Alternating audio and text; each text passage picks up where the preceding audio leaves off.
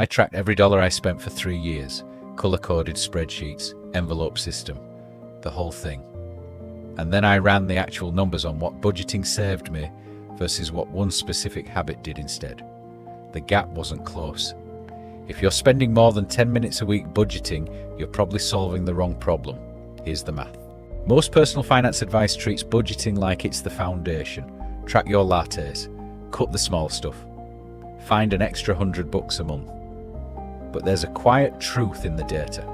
For the vast majority of people earning between $50,000 and $150,000 a year, budgeting moves the needle by maybe 3 to 5% of your net worth over a decade. One other decision, which we'll get to in part 3, moves it by 40 to 60%. Same person, same income, completely different outcome. So if budgeting is mostly noise for people in this income range, what actually works? That's what we're breaking down today. 3 parts. The math of why budgeting fails, the hidden cost of small thinking, and the one decision that actually compounds. Let's start with what the numbers really say. Part 1. The budgeting mirage. Take someone earning $75,000 a year, average American household. They follow the classic advice. Track every expense, optimize the discretionary spending, cut what they can.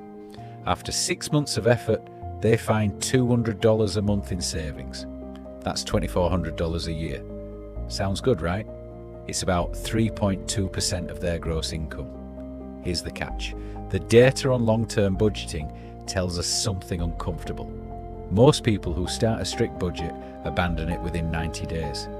The ones who stick with it for over a year typically find that initial $200 a month is the ceiling, not the floor. Why? Because discretionary spending is small to begin with.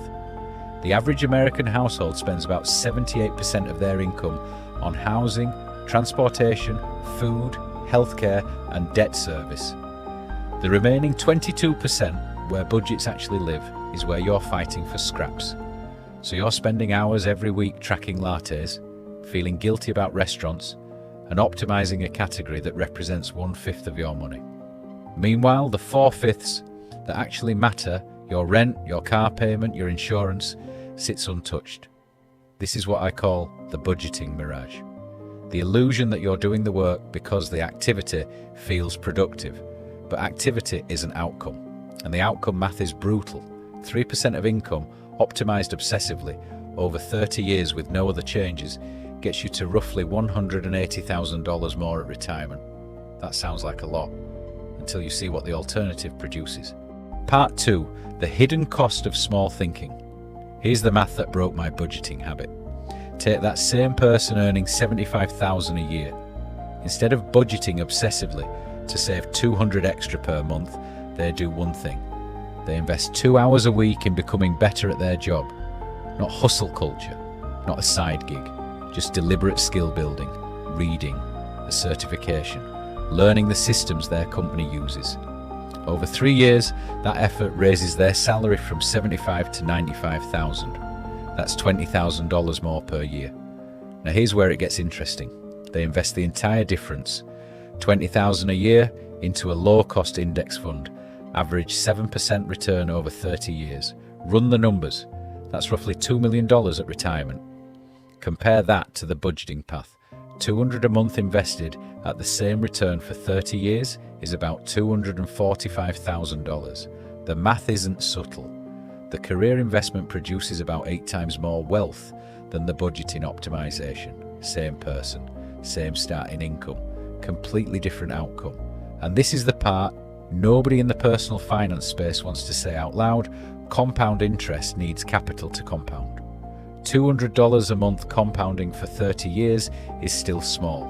$20,000 a year compounding for 30 years is generational. The size of the input determines the size of the output. There's a deeper point here. The personal finance industry has trained an entire generation to obsess over the smallest decisions: the coffee, the streaming subscriptions, the Amazon impulse buys, while ignoring the 3 or 4 decisions that actually determine financial outcomes: how much you earn, where you live, what you drive, and how aggressively you automate investing. Those 4 decisions explain about 90% of net worth variance among people with similar incomes. Everything else is rounding error. So if budgeting is rounding error, what should you actually do? Part 3. The one decision that actually compounds. The single highest leverage move in personal finance mathematically is your automated savings rate as a percentage of gross income. Not optimized, not budgeted, automated. The day your paycheck hits, a fixed percentage moves to investments before you ever see it. The research on this is overwhelming. People with auto-deducted retirement contributions save, on average, 4 to 5 times more than people who manually transfer money based on what's left over. Same income, same expenses, different system. The mechanism is simple. You can't spend what you never see. Here's the structure that works for most people in the 50 to 150 income range. First, automate 15 to 20% of gross income into a low-cost index fund the day of your paycheck. Vanguard, Fidelity, or Schwab. Total US market or total world index. Said it once, never touch it. Second, automate enough into a high-yield savings account to build 3 months of expenses, then stop. More than 3 months is dead money for most people. Third, pay your fixed bills automatically and let the rest fund your life. No spreadsheet, no tracking, no guilt. The setup takes one Saturday afternoon. The maintenance is zero, and mathematically, it outperforms 90% of the people obsessively budgeting around you. Let me show you what this looks like applied. Meet Mark, 34 years old. Software support specialist in Austin, $82,000 a year. For 3 years, Mark budgeted obsessively, YNAB spreadsheets, weekly money meetings with himself. He saved about $220 a month from optimization. After 3 years, he had about $8,000 in extra savings. Then Mark changed his approach. He stopped budgeting entirely. Instead, he automated 18% of his gross income, about $1,200 a month, directly into a total market index fund the day he got paid. He spent the budgeting hours studying for an AWS certification. 18 months later, his salary went from $82,000 to $96,000. He raised his automation to 20% of the new salary. Mark is now 37. He has roughly $58,000 invested. At a 7% average return, projecting forward with no further raises and no additional savings, he'll have about $440,000 by age 65. With realistic continued raises and contribution increases, the projection lands between 1.2 and 1.8 million. The budgeting Mark would have had, doing the same job at the same income with optimized spending, would have retired with roughly $320,000. Same person, same job. The difference is the system. Mark didn't work harder. He stopped solving the wrong problem. So here's what the math actually says. 1.